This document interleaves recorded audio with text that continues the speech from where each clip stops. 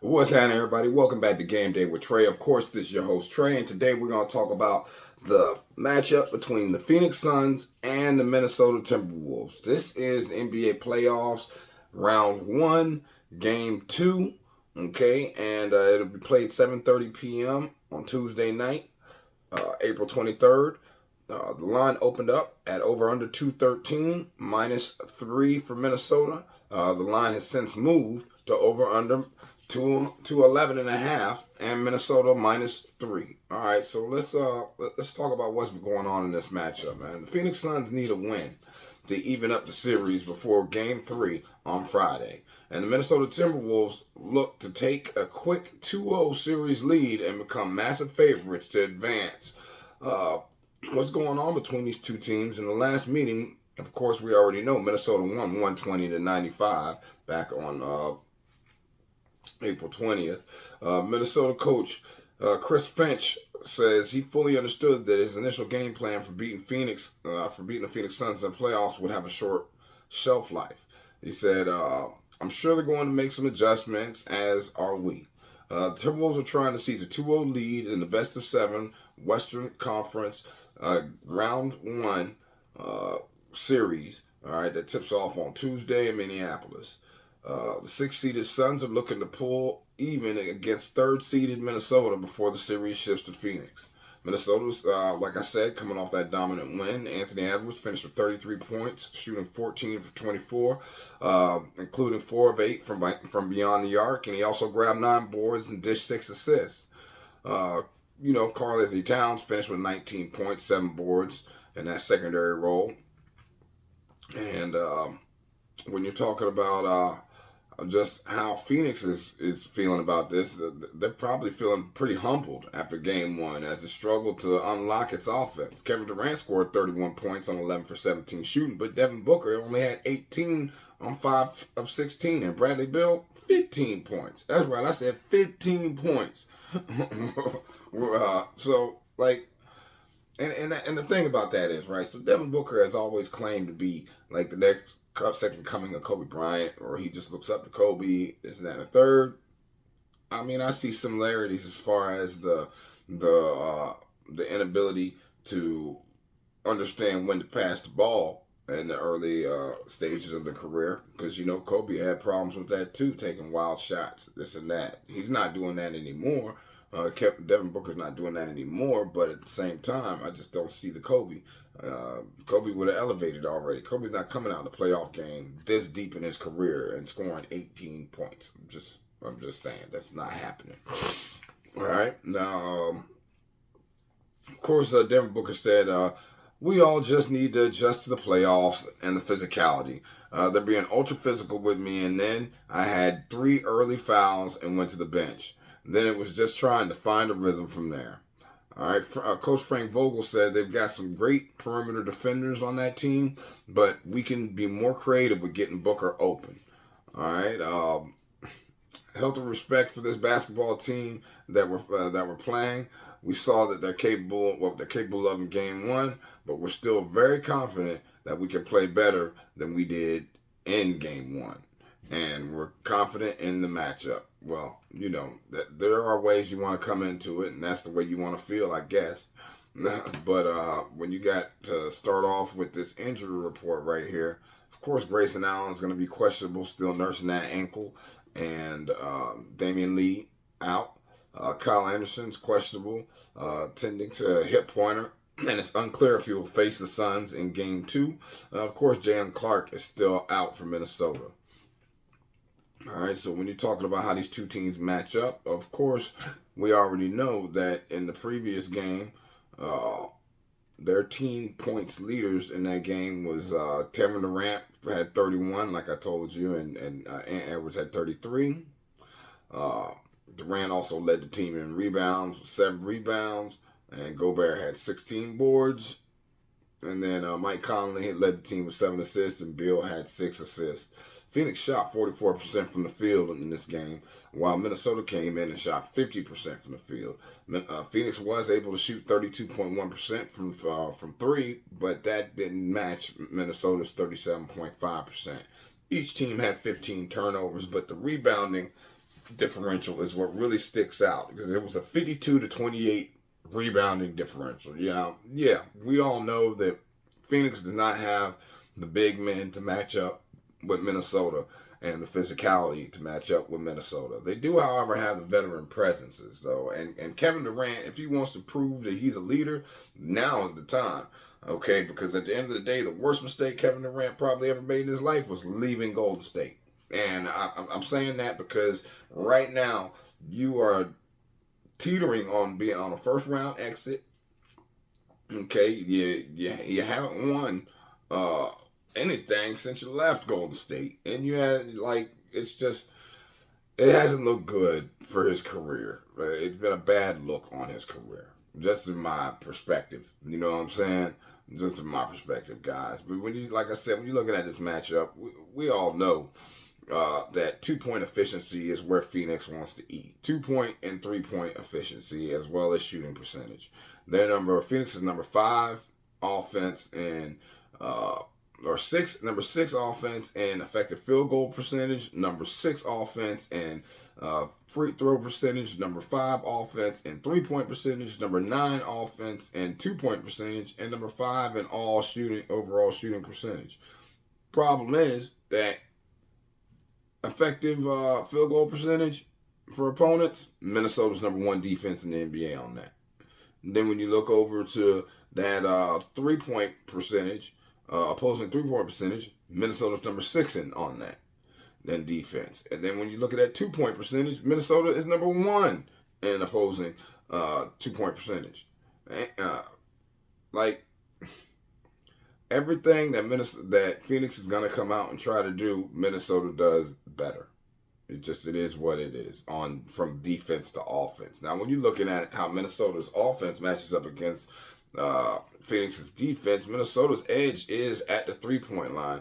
Minnesota is number 3 3-point shooting percentage in the NBA, and Phoenix, they give up the 16th best field goal opposing 3-point percentage in the NBA. So that's where a lot of the trouble starts. And then when you look at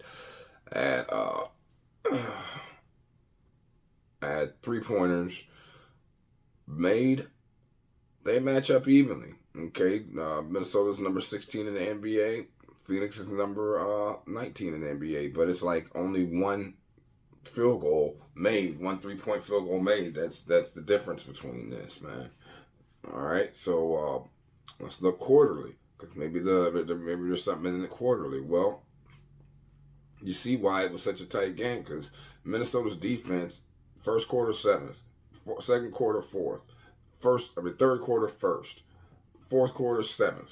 Okay, and what's Phoenix's fourth quarter offense? 30th. Yeah, they got the worst fourth quarter offense in the NBA.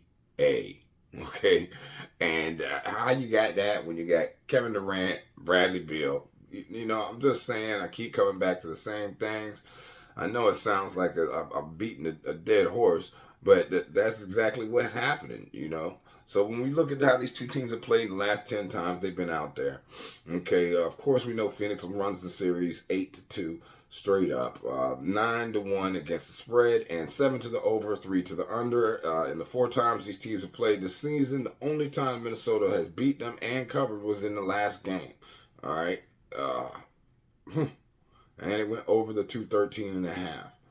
All right, in the last 3 games, Phoenix is 2-1, okay, with 1 win against Minnesota, 1 win against Sacramento, and but they're 1-2 against the spread in their last 3.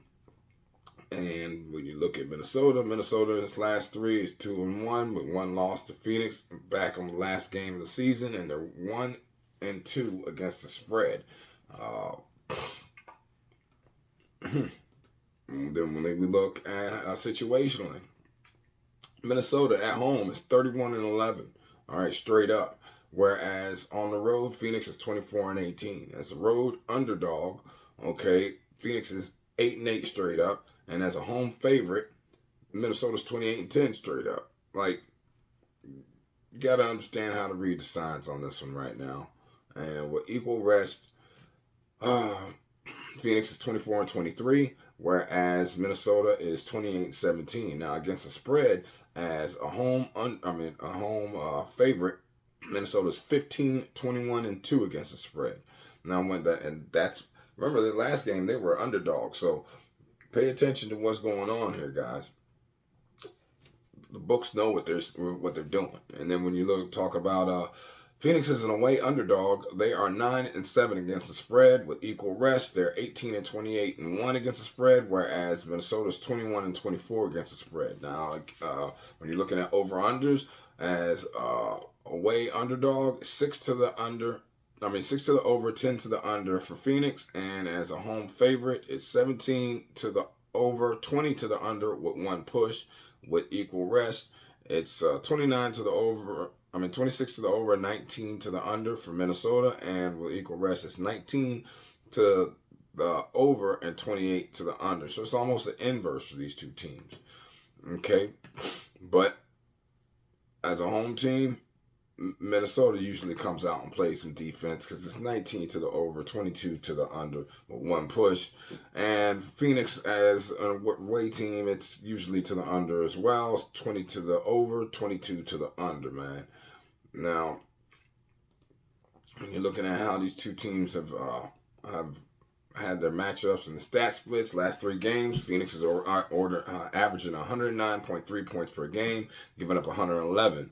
Whereas Minnesota is averaging 111.7 points per game and giving up 108. So we're looking at about 111 to 108 game, or somewhere around there. Very close, hence why it's a 3-point spread. On average, Minnesota's been winning by 3 in their last 3 games, which once again says a lot and tells you why that number is where the number is. Last but not least, guys. Okay, so Phoenix Suns have won each of their last 4 games as road underdogs following a loss. The Suns have covered the spread in each of their last 8 night games against the Timberwolves, and each of the Suns' last 5 games at Target Center have gone over the total points. Whereas for the Minnesota Timberwolves, the Timberwolves have lost 11 of their last 12 playoff games following a win. Timberwolves have failed to cover the spread in each of their last 4 games following a win, and each of the Timberwolves' last 6 home games against Western Conference opponents have gone over the total points line. As far as some player facts, Rudy Gobert ranks 2nd amongst qualified players in rebounds per game with 12.9% on the season, and Mike Conley 3rd amongst qualified for 3-point percentage, 44%. Kevin Durant ranks 5th amongst qualified players for points per game with 27, and Devin Booker ranks 6th amongst qualified players for points per game with 27. Matchup facts, guys. Timberwolves ranked 1st in the league for opponents' points per game this season, giving up 106. 0.5. Timberwolves ranked 1st in the league for opponents' field goal percentage, and the Suns ranked 30th in the league in fourth quarter. Like I told you, that fourth quarter, man, that fourth quarter kills them. It kills them, and that might be what actually comes back to hurt this team in the end, is that fact that they just don't play that fourth quarter defense, man. So where am I sitting at with this game, guys? I'm gonna be honest with you. I have got to go ahead and say that I'm gonna lean towards Minnesota on the. Oh man, it's tough because I really want to give Phoenix an opportunity right here, man. Matter of fact, I am. I'm gonna take the 3. If I'm gonna play the game, I'm gonna lean Phoenix plus the 3. But as far as that over/under is concerned, I think it might go over this time. I think Phoenix has got to come out and try to play a little bit harder. But I'm not sure if I'm going to play that either. If I do anything, it'll probably be like Timberwolves team total points over or something like that. Because that's set low. That's set at like 108, I believe. Let's look. What was it? It was set at Timberwolves 105. 105 and a half on some books, and 107 all the way to 107 and a half. And Suns 103 and a half. So yeah, highly possible that this team gets to that 105.5. And good strong lean on the Phoenix Suns plus the 3 or 3.5. All right, but y'all let me know what y'all think, man. I hope this helps y'all. Have a blessed day. Stay safe. Peace.